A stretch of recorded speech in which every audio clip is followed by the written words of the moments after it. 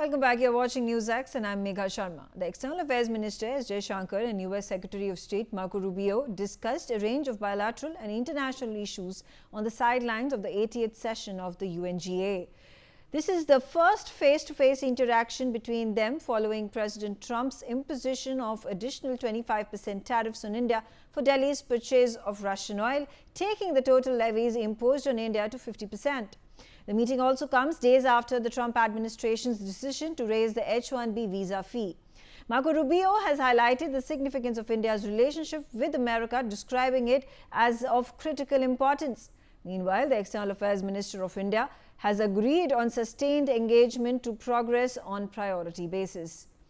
Both the leaders have discussed strengthening strategic cooperation between New Delhi and Washington across key sectors including trade, defense, energy, pharmaceuticals and critical minerals. The question that arises is, will these talks have a positive impact on the Trump administration finally withdrawing the punitive tariffs that have been imposed on India? Let's open up this discussion. On the telecast with me is Major General Gigi Trivedi is on the telecast with me. General Trivedi, good to have you on the show. And of course, what does it mean? What is going to be the impact of this very important, sensitive meeting, I would say, between External Affairs Minister S. Jaishankar and his American counterpart and the National Security Advisor of America, Marco Rubio? Well, Megha, first and foremost, diplomacy is all about dialogue. And dialogue is very important to resolve either irritants or strengthen the relations. And this meeting, of course, comes at a very critical time when there is tension between India and US on trade issues and related buying of oil from Russia, as also the H-1B visa. Well, we need to see our relation with US from bifocal lens. One is the strategic dimension. We have deep-rooted relation with US on our defense strategic issues, where you take Indo-Pacific, you take Quad, and defense, because I belong to the armed forces. We have purchased about $20 billion worth of defense equipment over the last 15 years. And today, our dependence on America is very critical. You know, when one F404 engine comes, we feel it is a divine gift that is coming. And we need these engines. And therefore, and we have negotiated about 200 of them. My point is that we need to see these two issues from two different lenses. One is the strategic issues. I think they are non-negotiable. We may hold hand with Xi Jinping or the Putin, but willy-nilly, we are not in that camp. We are very much inclined on the Western camp. The second issue is the trade. Of course, trade is a tricky issue, but let me tell you, there is a space for trade-off. After all, when we are buying oil from Russia, almost 30% we are buying, where is the oil benefit going? It's going to the private companies. The common person is not actually being impacted. And the difference between the oil of Russia and the global is hardly $2–3. So I think there can be trade-off and let our companies buy from elsewhere. I don't think we need to play strategic autonomy as an ego issue. Point number two, yes. Okay. All right, I'll come back to you, sir. I'll come back to you. Let me also get in my other panelists into the conversation. I have with me Dr. Sharat Kohli. Dr. Kohli, in a situation such as this, where America has lauded India-America relations, calling it a strategic partnership between both countries, Marco Rubio, in his statement, has fallen short of calling the relationship between India and America as comprehensive global strategic partnership. He's spoken of India as a relationship of critical importance. Do you think this is a fallout of the very strenuous ties that India and America at this point of time are facing?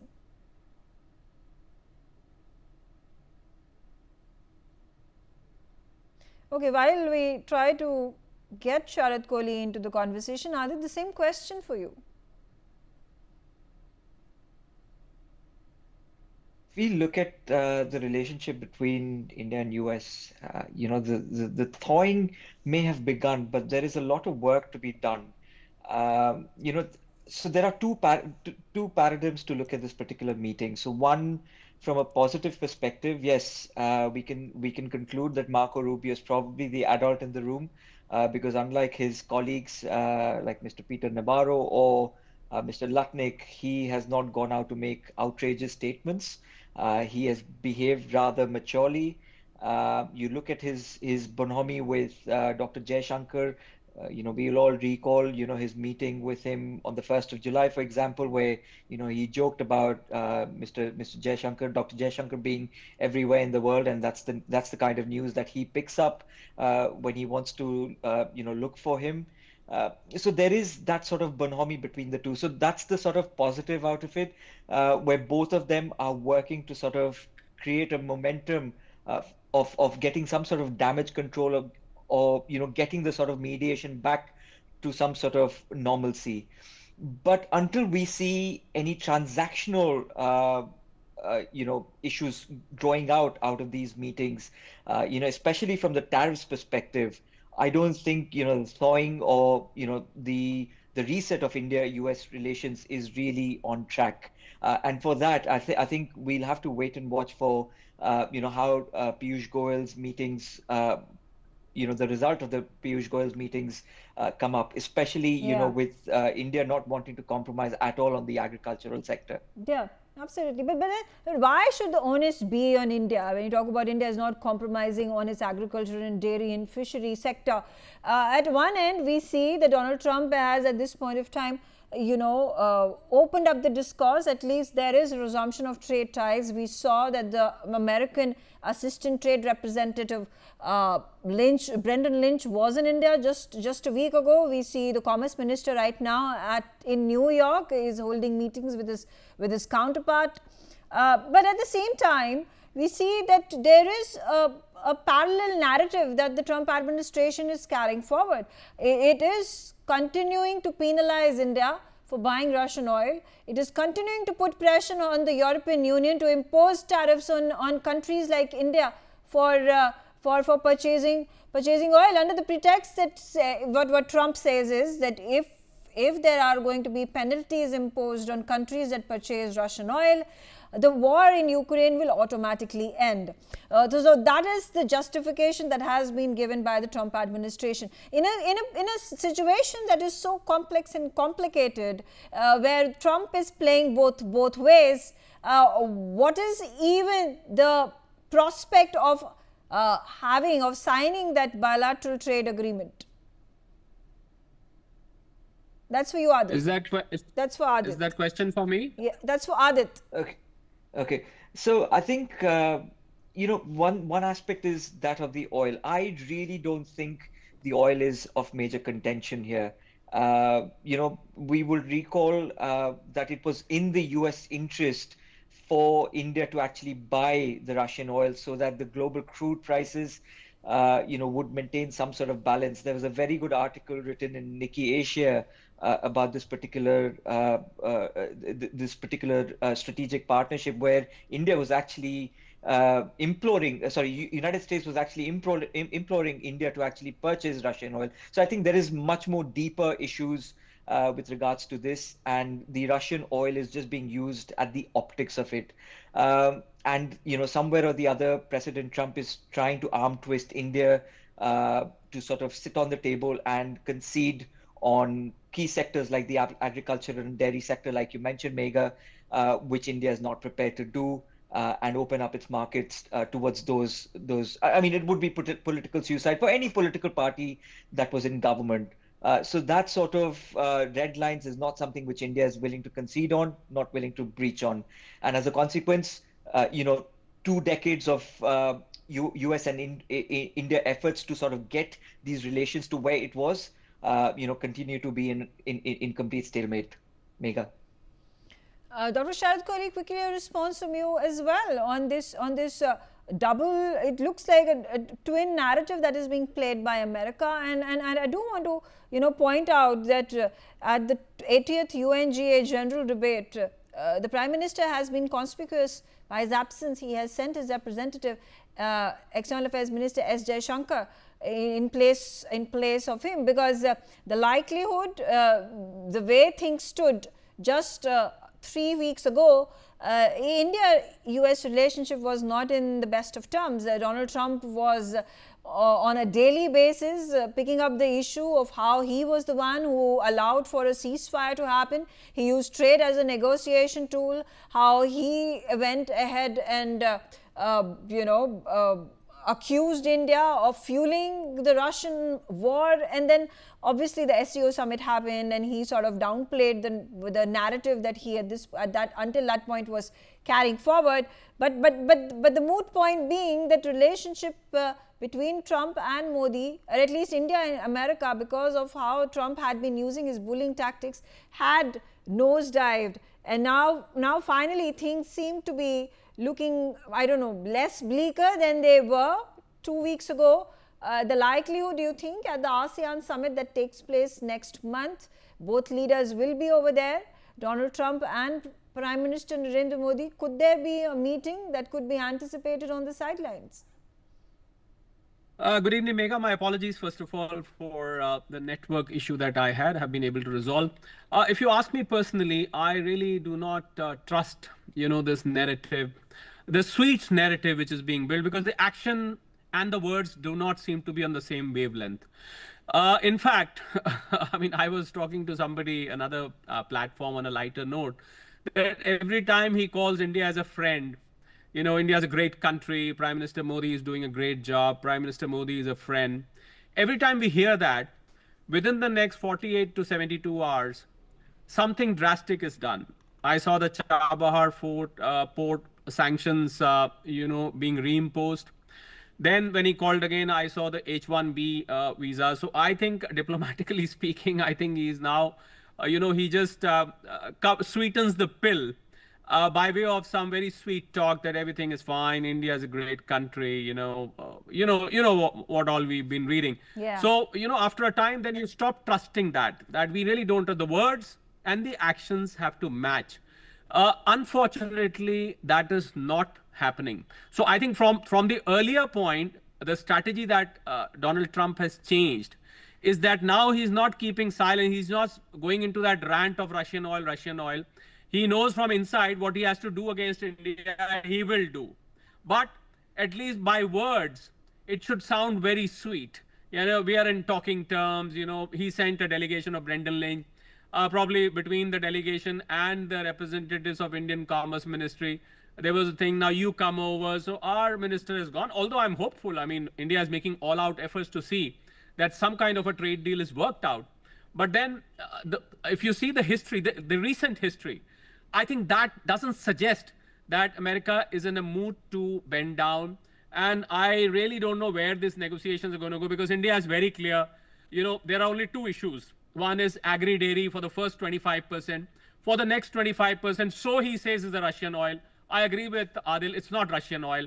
Because it was the Russian oil, then China should have been the first. NATO should have been first. His own country should have been first. He's still doing business with Russia.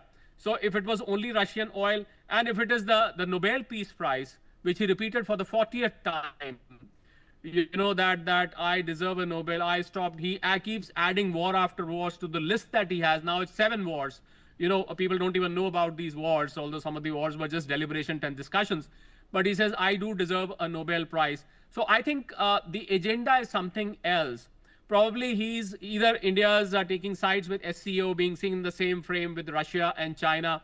That has irked him, but he got irked even before that. So, this is becoming a very deep mystery as to what exactly is the problem. Because Russian oil is not the problem, Megha. I am very firm about that. It is just on the surface, because Russian oil, you cannot have different parameters for different countries to weigh them out. So that is not the issue. The issue is either egoistic, that how come this country, which is a land of snake charmers, that's what the West used to call, how come they didn't come and touch my feet? How come they didn't bend in front of me when Indonesia, Vietnam, Bangladesh said, sir, we will do whatever you want to, get your goods in here and levy whatever you want to? I think he was surprised, how did India not do it? Well, India's got a backbone, is all I'll say. Okay, all right. Coming back to you, General Dwivedi, so what are the chances realistically for India and America to sign that bilateral trade agreement and do it by the end of 2025? Because, you know, March 2025, right after the Prime Minister visited Washington DC, met with the President of America, all signs were positive. They wanted to expand India-US trade to $500 billion by 2030.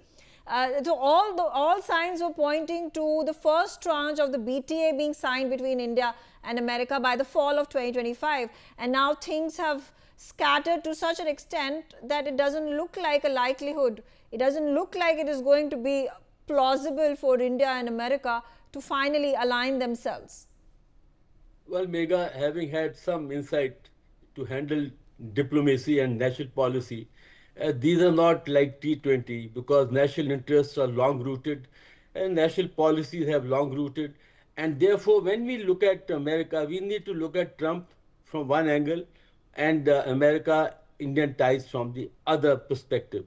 So, therefore, I think that we need to move on two tracks and not get overawed by what exactly is happening on the tariffs, what exactly is happening on the H-1B visas, what is happening on the oil. We also need to keep our mind and our sight on our strategic issues. So therefore, what I feel is that where we have high degree of convergence, and high degree of convergence is on security issues, high degree of convergence on Quad, but there are divergences, which that's what diplomacy is all about. We need to sort it out because please remember that personalities and national issues go side by side, but it's the national interests which override personalities. Right at the moment, we are dealing with a difficult person who has tall egos, who is unpredictable, but we have got to handle the issues that's in our interest because just because of these issues, we cannot forfeit our long-term interests. So in short, I would say